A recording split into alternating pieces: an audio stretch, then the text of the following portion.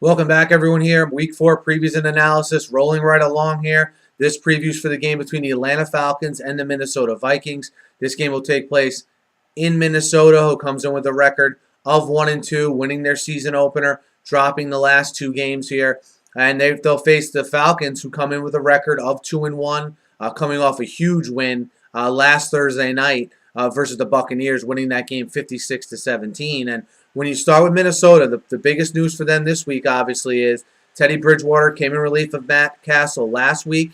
Okay, he now gets his first start of his young rookie season in his NFL career. And can they get anything going offensively? That's been the main hurdle this team has had to come over here the last 2 weeks. Near the bottom of the league in rush offense, near the bottom of the league in pass offense. Can Teddy Bridgewater give them the shot in the arm that they need? You know, he's playing against an Atlanta defense in this case that is not very good at rushing the passer. Only 3 sacks in 3 games. They rank towards the bottom of the league in that category.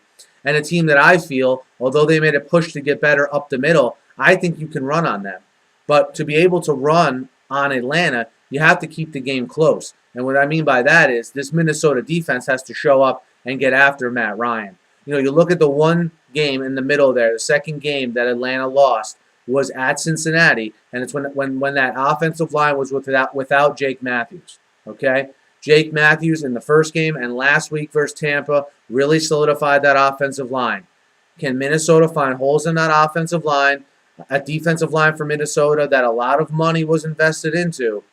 Can they show up and get after Matt Ryan and make a big difference in this game? I think the play of the Minnesota defensive line is going to affect Minnesota's ability to establish the run, is in turn going to affect Teddy Bridgewater's ability to get the ball to his weapons, mainly, okay, a guy in Cordero Patterson who's an absolute dynamic player. I think it's going to affect everything. I think Teddy Bridgewater is going to miss Kyle Rudolph, who could have been a valuable weapon for him, and also offensive coordinator Norv Turner in the development of Teddy Bridgewater. I like that Bridgewater is going to be working with Norv Turner. I think you'll see him develop quickly because of that. But in this particular game, he's got to keep up with the best passing offense in the NFL. And outside of Cordero Patterson in the return game and as a receiver, busting some big plays and them getting after Matt Ryan, I have to wonder, can Teddy Bridgewater lead this team to, let's say minimum 20 to 24 points? Okay? You have to figure Atlanta,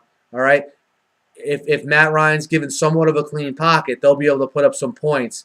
Can Teddy Bridgewater match them? I don't know about that this early on in his career, and more so because I don't think he has the weapons to do it right now. They're without Adrian Peterson. They're without Rudolph. Okay, 2 of their 3 best offensive weapons coming into the season in my mind, with Cordero Patterson obviously being, to me, other than Peterson, their best offensive weapon that's remaining on the active roster at this point. But I like Atlanta in this game. I think Atlanta's for real. I know they've had 2 offensive explosions here in the first 3 weeks, and it's led to them looking pretty good at home. But I think they bring the show on the road this week. I think there'll be a sense of urgency for them to play good on the road after getting embarrassed at Cincinnati. And I like Atlanta minus the 3 on the road to beat Minnesota. Guys, let me know what you think. Hit me up in the comments. Hit me up on Twitter. Be sure to subscribe. Preview every game every week. Always talking the news of the day.